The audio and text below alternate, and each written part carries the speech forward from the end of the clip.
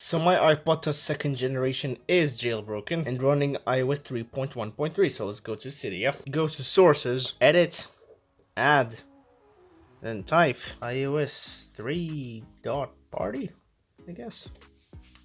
Oh. Wow, you can hear me being hesitant because again, it's my first time in a while. Return to Cydia. There it is.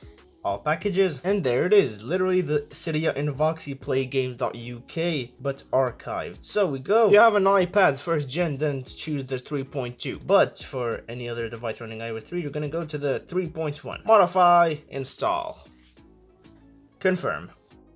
Return to Cydia it is. Now let's actually try if this works. Boom! Well, I am using Linux, specifically Ubuntu, on a live USB, and it also works for macOS. Of course, you gotta have legacy iOS kit, so you just type legacy iOS kit releases, go to the first GitHub link. Then again, it depends. If you have macOS, choose this one, and for me, I have Linux, so choose this one. Maybe if you have a Raspberry Pi, then you can choose this one. Again, you're just gonna download it, extract to, boom, there you go. Go to your terminal, then you're just gonna drag the restore.sh file, hit enter.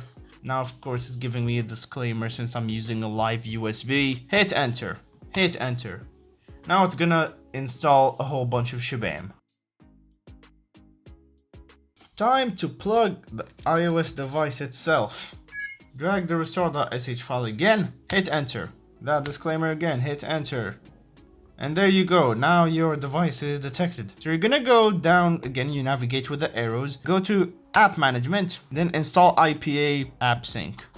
Hit enter, then select IPA. Now I'm gonna download one. I'm gonna go to the IMT Paint app from my auto-tune video. Now download, select IPA. There you have this pop-up, downloads, go to your IPA file, then OK. Then go down to the second option, install IPA. It's gonna do this whole bunch of stuff, complete, and there's our IPA. Now again, if it's not compatible, it's gonna crash instantly. If it is compatible, then you're good. Let's try it out. Now it didn't crash instantly, which means it works. And there you go, that's how you sideload apps on your iOS 3 device using the 2025 method. A sub would be appreciated, and I hope you found this video helpful. Peace!